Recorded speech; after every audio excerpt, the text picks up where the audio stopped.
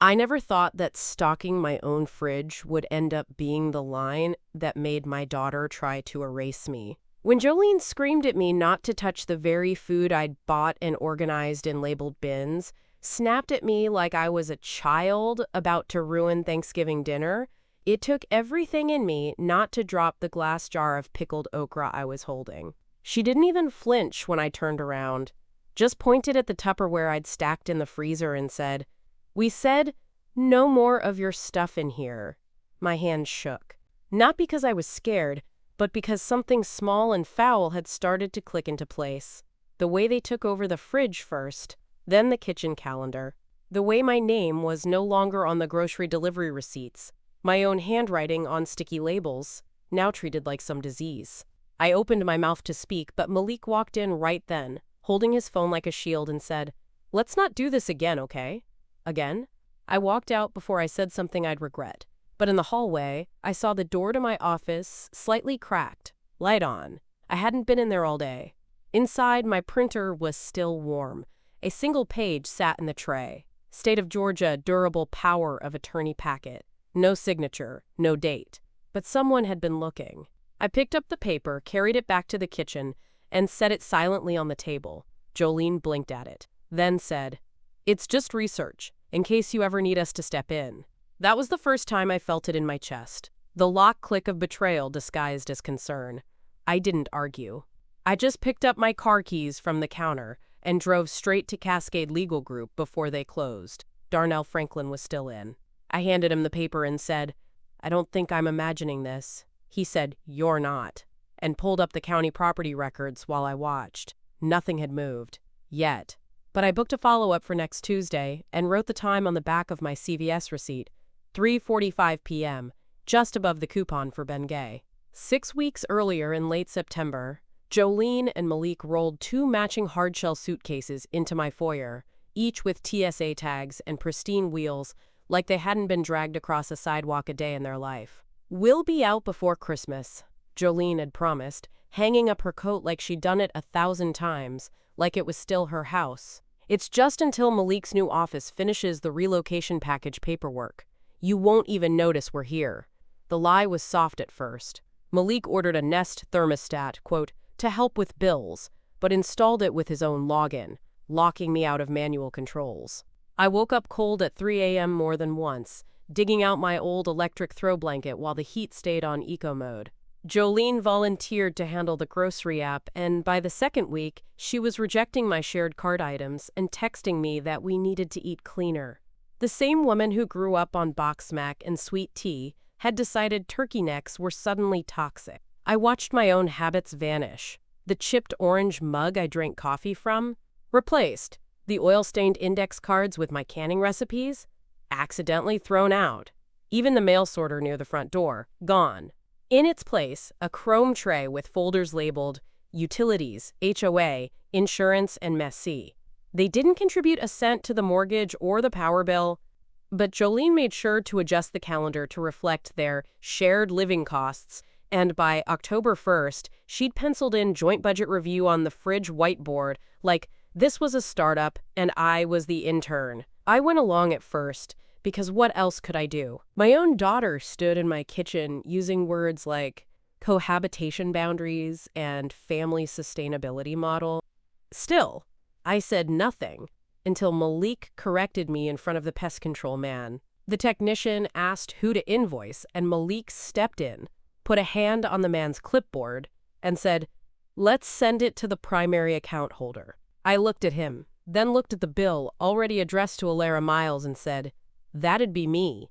He didn't blink, just smiled like nothing had happened. But that night, I checked my online Georgia Power login and saw access limited by primary household administrator. Administrator? By then, it was October 5th. I took a screenshot and emailed it to Darnell at 9:14 p.m. with a subject line that read, "Are they trying to box me out?" By early October, the balance tipped in ways I couldn't ignore. It started with Malik hovering near the mailbox every afternoon, even when he didn't have his shoes on. He told me they were waiting on, quote, important financial documents tied to his new role, but when I asked what company was sending mail with my street address on the envelope, he just smiled and said, "Work stuff." Nothing for you. That same week, Jolene installed a Ring doorbell without permission. I only found out because it caught me on video wearing my robe and slippers taking out the trash. She played the clip back on her phone and laughed, then asked if I wanted help setting up the app. I said no. The next day, my neighbor Celeste mentioned she'd received a motion alert from my house. Turns out Jolene had linked the footage to her cloud account and shared it with her contacts. I should have ripped it down then and there, but I didn't. Not yet. The final crack came late one night while cleaning the top of my bookshelf. I reached for a stack of printer paper I kept in a plastic bin and felt something wedged underneath. 4 color pages clipped together. Full bleed, glossy printouts from Zillow. The headline said, "Spacious family home in East Point. Investment opportunity." I stared at the photos and felt the breath leave my body. There was my living room. Couch fluffed, lighting adjusted. The same Afghan I crocheted last winter folded neatly on the edge, like a stage prop. The shot even had a fake plant on the coffee table. I don't own a fake plant. They hadn't listed it yet, not publicly, but someone had created the draft. And someone had been inside my house staging it when I wasn't looking. I checked the metadata on the printouts. File creation date, October 3rd. File name, eastpointflipdraft.jpg. I flipped through the pages again. On the back of one was a faint blue rectangle from the printer tray, my printer. I pulled up the Wi-Fi usage logs from the admin dashboard using my Comcast login and found a connection history that matched the timestamp. They were using my network to prep the sale of my house. At 11:42 p.m., I scanned the images, zipped the folder, and emailed it to Darnell with the subject line, "Found a listing. Not mine." He replied 6 minutes later, "We need to talk about power of sale clauses. Come in tomorrow after 2. The tension exploded 3 days after I found those Zillow drafts, and I didn't tiptoe into it. I walked straight into the den, turned the volume down on the TV, and held up the printed listing. Jolene didn't flinch. Malik stared at the screen like I hadn't entered the room at all. I said, "Did y'all forget whose house this is?" Jolene didn't rise from the couch. She crossed her legs, adjusted the throw pillow behind her back, and said, "We're just exploring options for when you're ready to downsize." Like it was a favor. Like she hadn't just tried to ghost list my house behind my back. The word downsize settled into my jaw like grit. I said nothing at first. Just placed the stack of papers on the coffee table and pointed to the living room photo, my living room, and said, "You listed this already, didn't you?" She looked away. Malik finally spoke. "You don't have to get upset. We were thinking long term, that's all. We didn't post it publicly." I asked who gave them permission to photograph and stage a property they didn't own. Jolene looked annoyed. Not guilty. Annoyed. "It's still your house, Mom. We know that. But we also know how fast things can change. And no one wants to be scrambling later if something happens to you. Something happens to me." I was standing 3 feet from them in my own home, fully dressed, keys in hand, and this woman, my only child, spoke as if I were already gone. As if I'd expired between breakfast and this conversation, and left them the deed with a sticky note that read, "Enjoy." I turned off the television. That rattled Malik more than anything. He stood up too fast and knocked a coaster off the coffee table. Jolene's tone shifted then, softened just enough to sound rehearsed. "We didn't mean to hurt you. We thought we'd be proactive." I didn't argue. I told them dinner would be at 6, same as always, and walked back to my room with the sliding door locked behind me. I made a short list on a legal pad. Call Darnell Ree. Unauthorized staging. Search for smart device logins. Photograph every room, as is. Then I added a 4th item and circled it twice. Trust no one who's already planned your disappearance. That same week, after Jolene's comment about downsizing, I stopped pretending this was a misunderstanding. I waited until the house was empty. Malik had taken her to some networking mixer in Midtown, and then I drove back to Cascade Legal Group with every paper I'd flagged, plus the Comcast router access log on a flash drive. Darnell didn't waste time. He didn't pat my hand or ask how I was holding up. He turned his screen toward me, pulled up the Fulton County Records database, and typed in my parcel number. "Let's start at the foundation," he said. The deed was still intact. My name, sole owner, no lien activity or title transfers in the last 5 years. But then he clicked over to a search of recent digital activity, pulled from a tool I didn't know law firms even had. They can't file a quit claim without your signature, he said, but they can prep one. Let's look for tracks. Within 10 minutes, he found a public Dropbox folder linked to Jolene's Gmail. The folder name was JF Portfolio, likely meant to sound like a business archive, but inside was a LegalZoom-generated quitclaim deed template titled momhousequitclaimdraft.pdf. The file name matched the paper I'd found in the printer a week earlier. Modified date, September 28th. Darnell leaned back and exhaled. This is what we call a breadcrumb. Not a bomb, but proof someone's baking something. He asked if anyone in the house had printed documents from their devices using my Wi-Fi. I told him about the shared printer and how Jolene had synced her Google Drive to it last month, just for convenience. He smiled tightly and said, "Convenience has consequences." Before I left, he printed a formal letter of inquiry under Cascade's letterhead, requesting that any and all documents pertaining to property transfer involving my name be flagged and paused pending further verification. He notarized it himself and gave me 2 copies, one to mail, one to hand-deliver to the Fulton County Clerk's office. I dropped off the in-person copy the next morning at 9:05 a.m. The intake clerk stamped it without comment, but slid me a printed confirmation sheet with a barcode and case reference, #FC-230487-LI. It was the first time I left a government building feeling like I wasn't the one being erased. Darnell found the first breadcrumb, but it was my printer that gave us the full trail.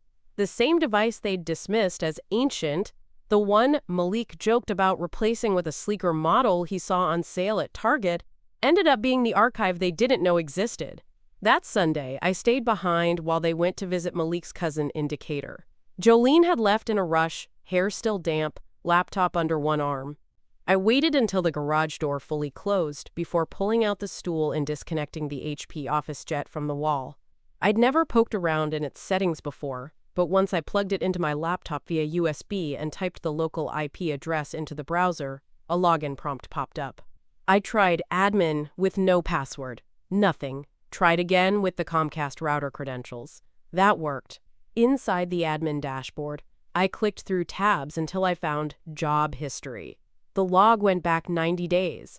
Every file name, timestamp, page count. Most were mine. Recipes, church bulletins, insurance paperwork. But then I saw a set of entries from late September. Titles like POA, draftfinal.docx, zillowlist.pdf, and momhousequitclaimdraft.pdf. The last one had printed at 11:43 p.m. on September 28th, 4 pages total. The documents weren't stored there anymore, but the logs included device names. Jolene's MacBook, Malik's work iPad.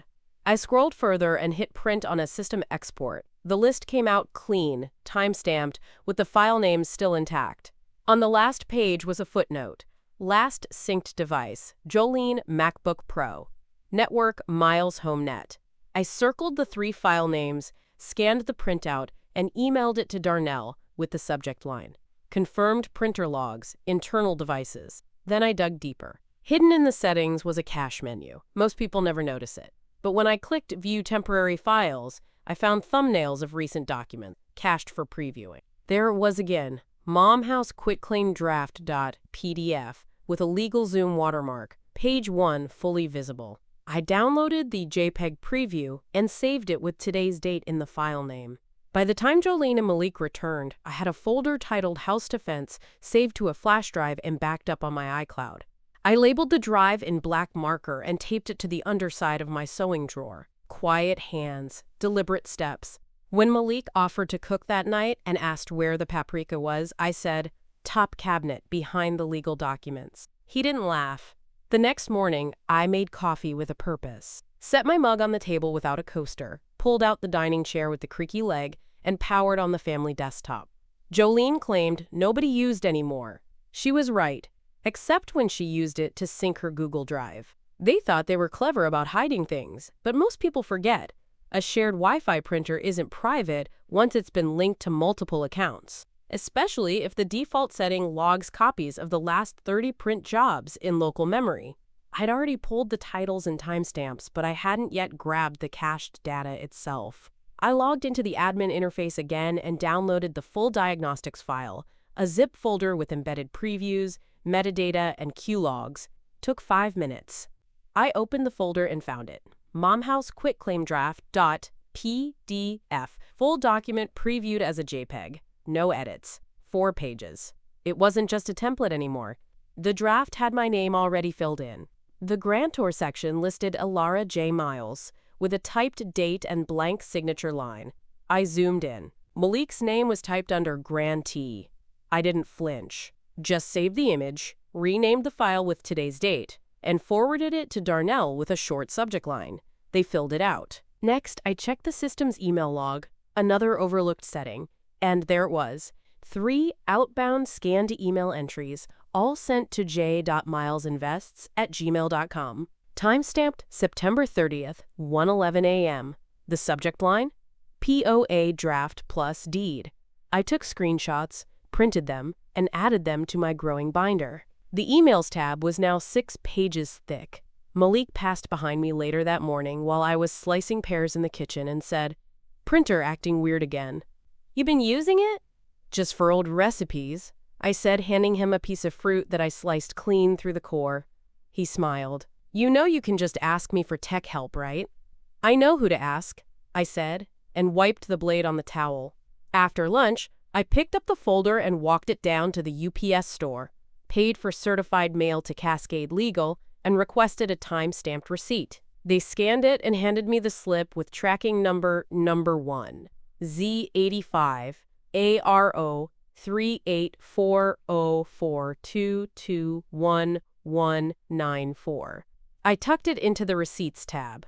No questions, no confrontation.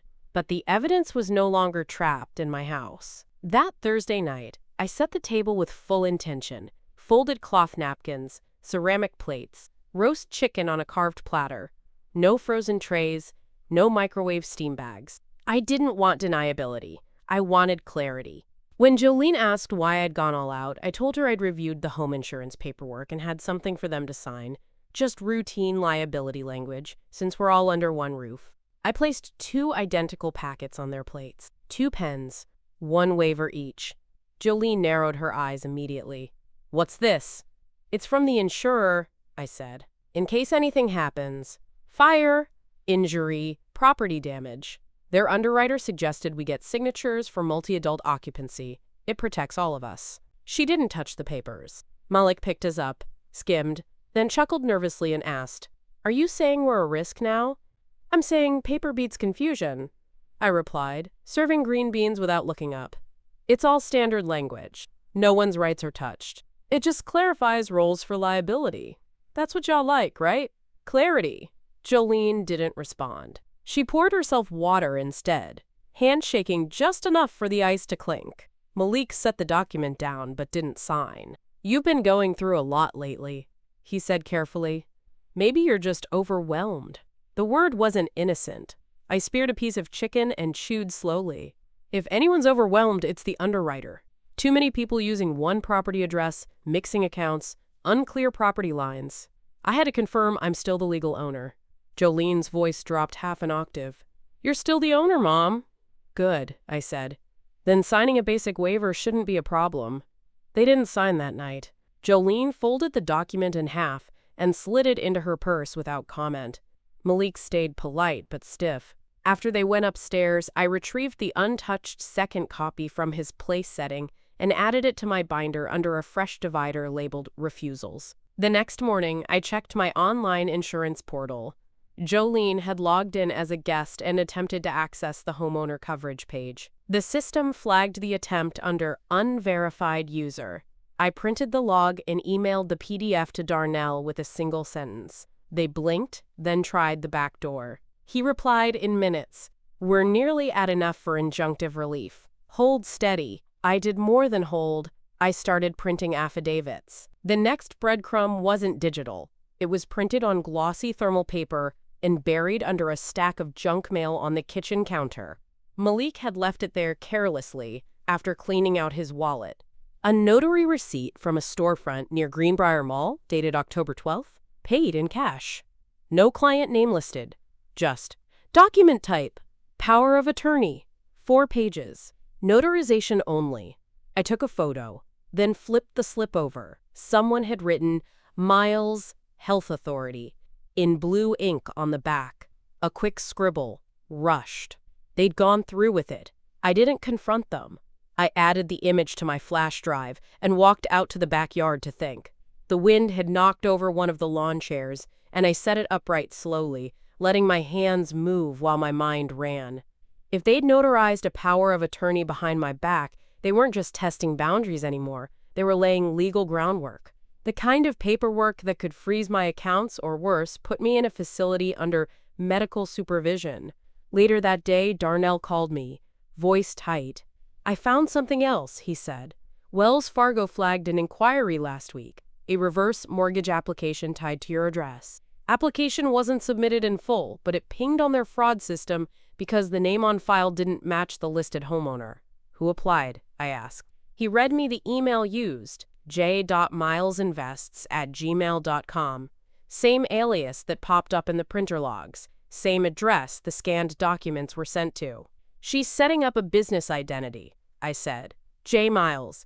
Distanced enough from Jolene Miles to sound like someone else, close enough to not raise her own suspicion. She may be testing how far she can get using just your last name and property address, he replied.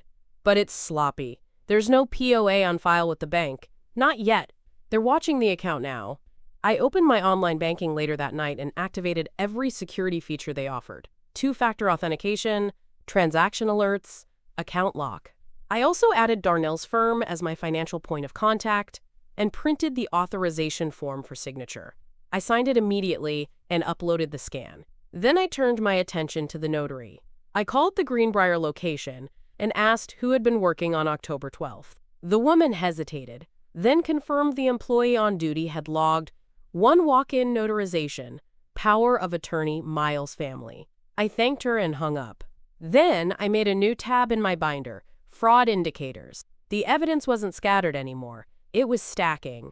The shock didn't land with noise. It arrived quietly in the form of a scanned PDF that Darnell forwarded to me on the morning of October 23rd. The subject line read simply, Submitted POA, flagged for review. Attached was a 4-page power of attorney document marked confidential, allegedly signed by me, witnessed by a notary, and this part made my stomach twist. Authorized by someone named Teresa Miles, listed as next of kin. I hadn't spoken to Teresa in over 11 years. Not after what happened at the family reunion in 14, when she borrowed $3,000 from me for emergency dental surgery and then disappeared with a new set of acrylic nails and a Carnival cruise receipt posted on Facebook. The woman could barely spell my name back then. Now she was certifying that I was no longer mentally fit to manage my affairs. Darnell confirmed the document had been quietly submitted through a third-party legal intake site called FormBridge, often used by eldercare attorneys. The digital trail showed a masked IP, but the browser fingerprint matched a MacBook, likely Jolene's. The file upload originated at 2:48 a.m. on October 20th.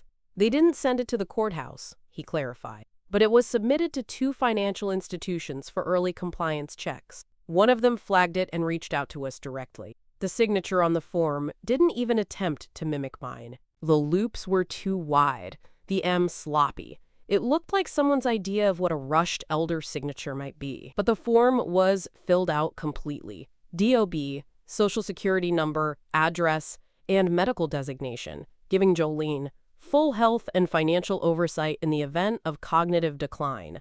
I printed the document and stared at it for a long minute before sliding it into a plastic sleeve. The idea of someone I once trusted, my own cousin, lending her name to this scheme for a few dollars or some promised favor made my chest tighten, not with grief, but with direction. This wasn't a misunderstanding. It was coordinated. They were triangulating me, using fake care as a cover for full control. I called Darnell back and asked one question. Can we file for a fraud review with the state bar and the county clerk simultaneously? He didn't pause. Yes, I'll begin drafting both today. I added a new tab to the binder. Forgery. Confirmed. The POA document went in first. Then I printed 2 copies of the signature page and wrote across both in red ink, imposter. 3 days after we uncovered the forged power of attorney, the Georgia power bill arrived late and double the usual amount. I opened it at the dining table, already wary, but when I saw my name listed under secondary household contact, I stopped breathing for a full 3 seconds. In bold above it was a new line, primary account holder, Jolene Miles. I hadn't authorized any change. The bill had been rerouted through paperless settings I never activated, linked to Jolene's email address. Worse, when I tried to log in through my usual portal, it redirected to a page for authorized users only, then locked me out entirely after 2 failed attempts. I called customer service and waited on hold for 27 minutes before speaking to a representative who asked, "Can I verify your caregiver ID number?" I said, "I'm the homeowner. I don't have a caregiver. I pay this bill." The woman paused. "We have the account listed under assisted residence protocols. The system marked your household as elder supervised due to a declared medical limitation. It was updated 2 days ago by the registered primary." I hung up and drove straight to the South Fulton field office. In person, I handed over my driver's license and a copy of my property deed.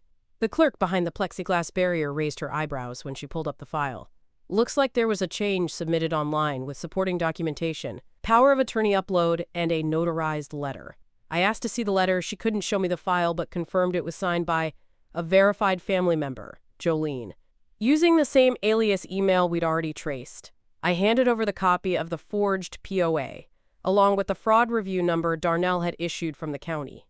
The clerk photocopied everything and handed me a carbon copy of the dispute form, Consumer Rights Reinstatement Request, case ID #CR 74281FU. She highlighted the review period, up to 10 business days. It wasn't immediate, but the meter wouldn't be disconnected during the review. That alone bought me leverage. Back home, I found Malik in the kitchen, phone in hand, scrolling. I didn't greet him.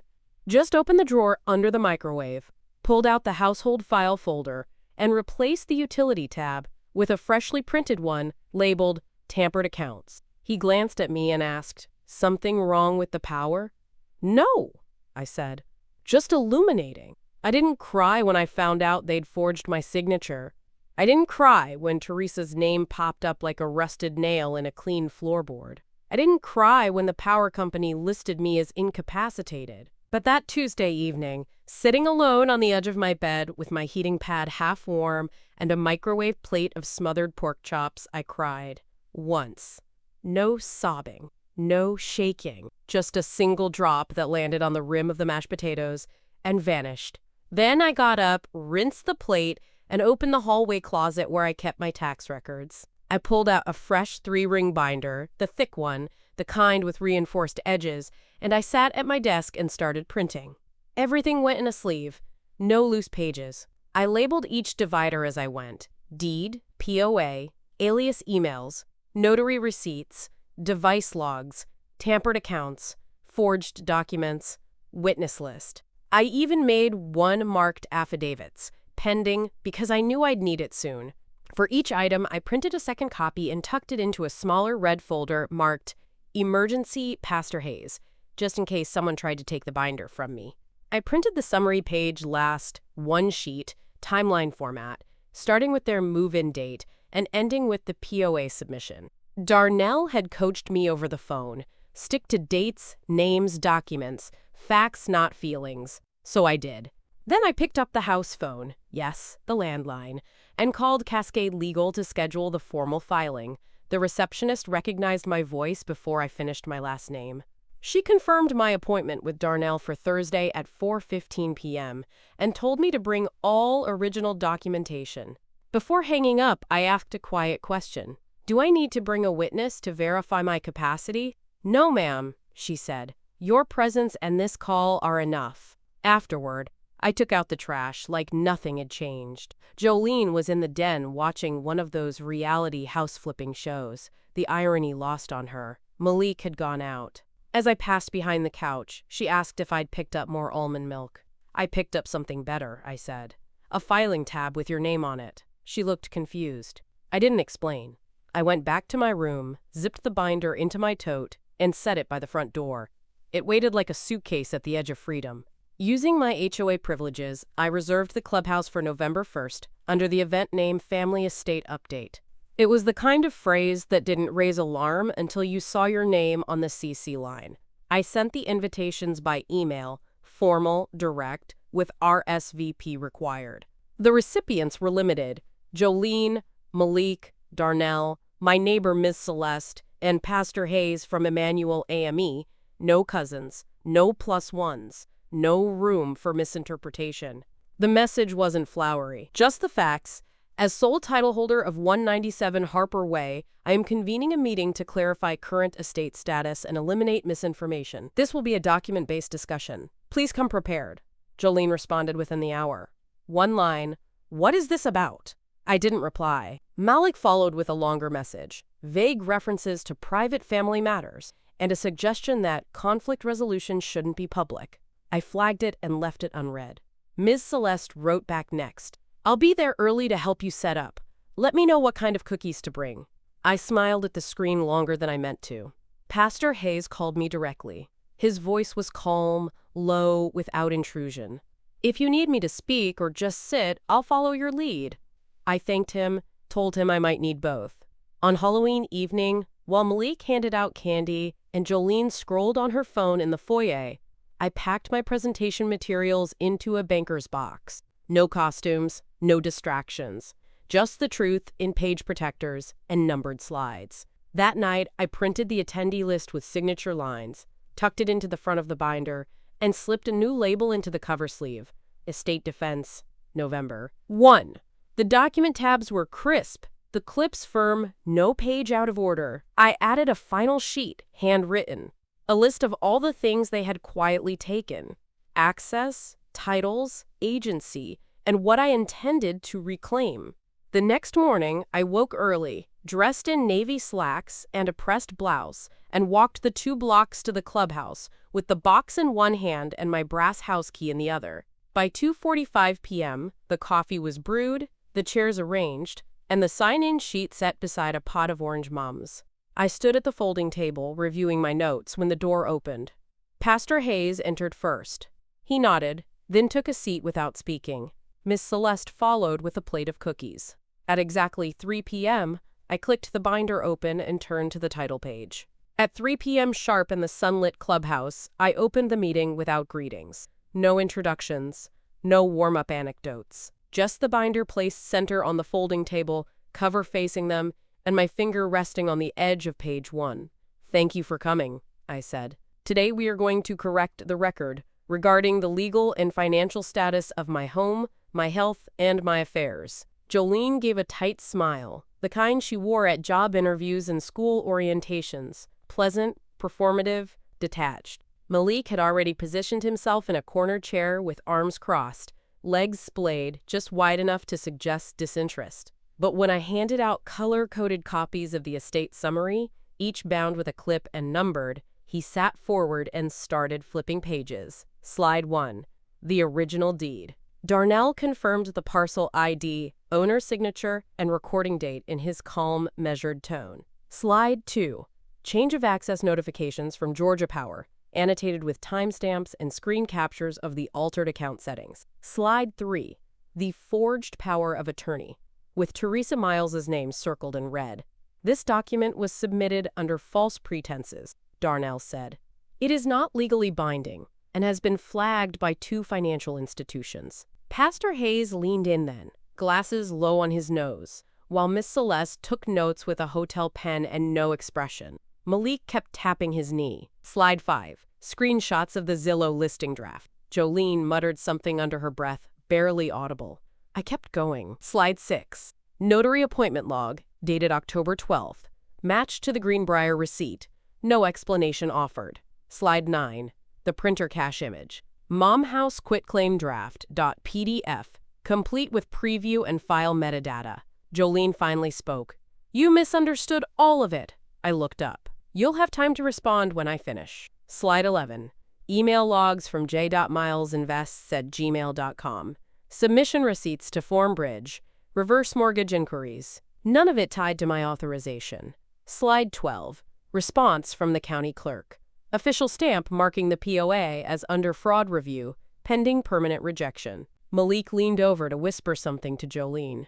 She waved him off, eyes fixed on the binder now, no longer pretending to be bored. Across the room, Pastor Hayes adjusted his collar and raised a brow, not in judgment, but in recognition.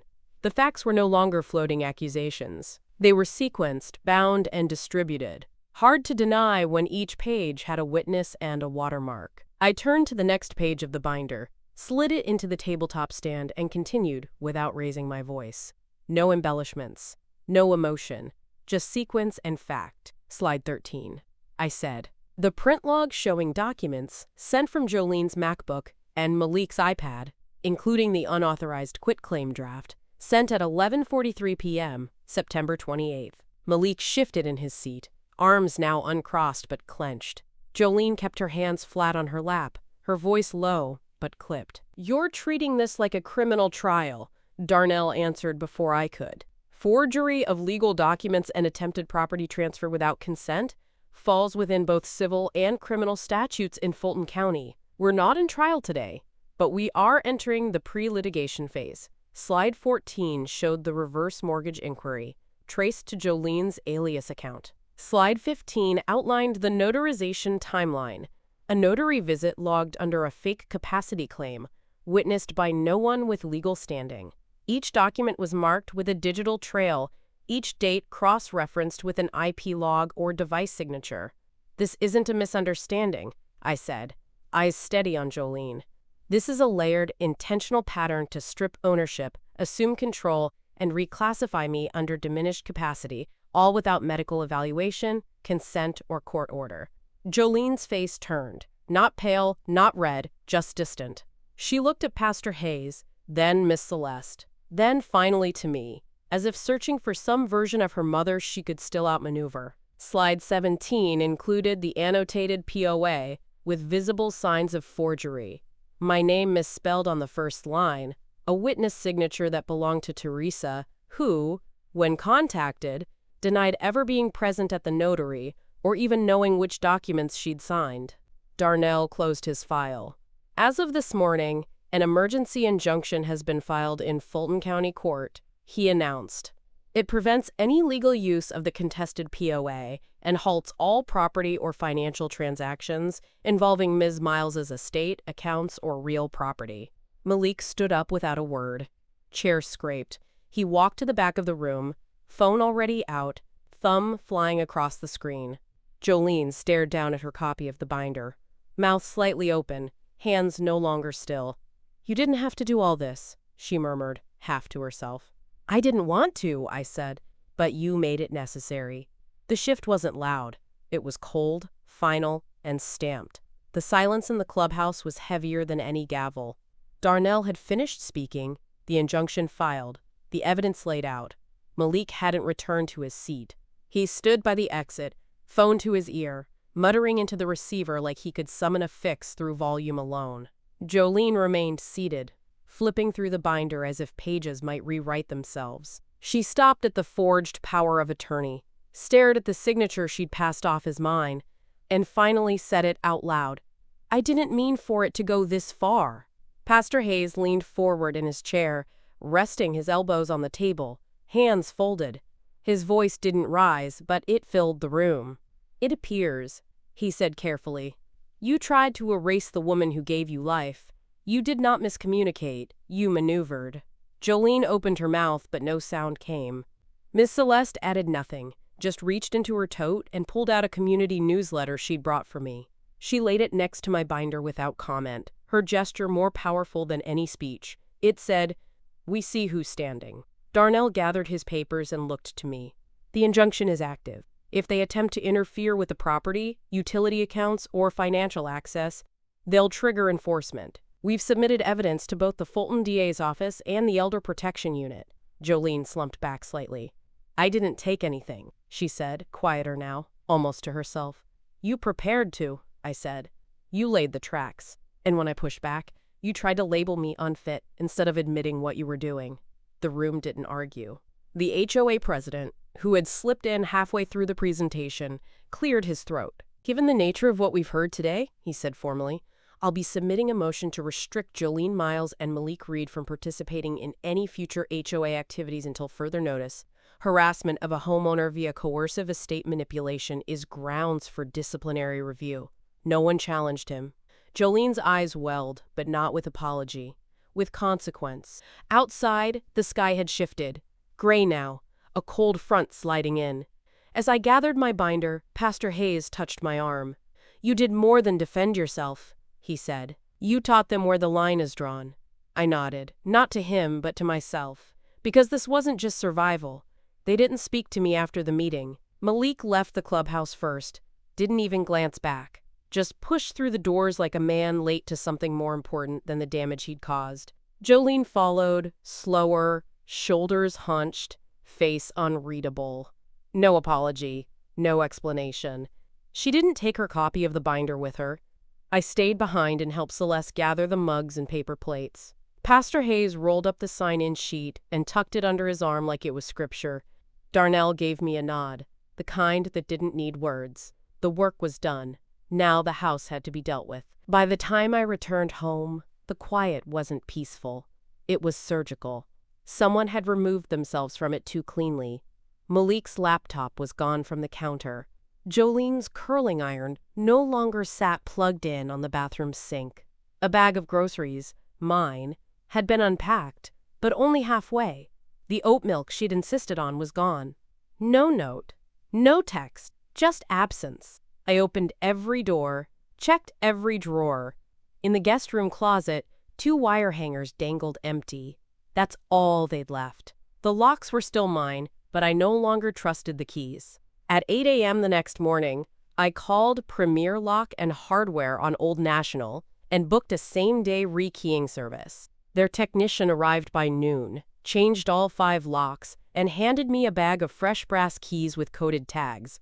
I signed the work order and asked him to watch as I tested every door. Then I called Georgia Power and followed up on the case. The dispute had resolved in my favor. My name was reinstated as primary. I resecured the account, requested written confirmation, and had the clerk note, "No third-party access without notarized reauthorization by owner on file." I printed the statement, added it to the binder under reinstatements, and wrote the date in Sharpie on the inside of the front cover, November 2nd, 2025. I made 3 more calls after that. Water, cable, insurance. Same message. Remove all secondary contacts. One by one, their names disappeared. By late afternoon, I sat at the dining table with the last of the caramel cake Celeste had dropped off. Fork in one hand, house key in the other. The key was engraved, Darnell's parting gift. A small thing, heavy in the palm. Etched on one side in serif type were the words, still standing, Ilara, 2025. By Friday morning, the house was mine in action as well as law. Not a concept, not a memory, not a space I was being eased out of with fake kindness and quiet edits. Mine. I started with the front door. New locks, new key, new rhythm. I placed a small brass hook beside the entryway and hung the engraved key there. Not hidden, not flaunted, just visible. The first call I made was to the Fulton County Clerk's office to confirm receipt of my affidavit of title. The woman on the phone read back the case number, then said, "Yes, ma'am. Recorded at 9:36 a.m. on November 3rd. You are the sole legal owner with no pending disputes." I asked for a certified copy. She said it would be ready for pickup by Tuesday. I wrote that date down. Then I contacted my financial advisor and scheduled a review of all retirement accounts. We moved assets out of joint risk categories and restructured my will with an updated directive. No durable power of attorney without notarized approval by 2 non-family parties. I named Miss Celeste and Pastor Hayes. When the advisor asked why not a relative, I said, because no one who expects to inherit should be allowed to hold the pen. The will was re-signed by noon. I spent the afternoon walking the property. Not for nostalgia, but inventory. I noted what repairs were overdue, which plants had died in their pots, what corners of the shed needed resealing. Nothing they'd touched felt ruined. It felt recoverable. I made a list. Before sunset, I called Darnell one last time that week, and told him the locks were changed, the accounts restored, and the affidavit filed. "You've done everything right," he said. "You didn't just defend your property, you clarified your authority." After we hung up, I opened the final tab in the binder, Closure, and slid in the receipt for the locksmith, the affidavit barcode printout, and the insurance reinstatement form. Each document stamped, initialed, filed. Not symbolic, functional. At 5:30 p.m., I opened a window. Cool air entered the house on its own, unfiltered by anyone's login. I brewed coffee and placed 2 slices of cornbread in the oven to warm. I sat at the table, just me, and wrote one last label for the binder's spine in black ink. Miles versus erosion. Resolved. Then I filed the binder in the fireproof box beneath the bed, and I rested.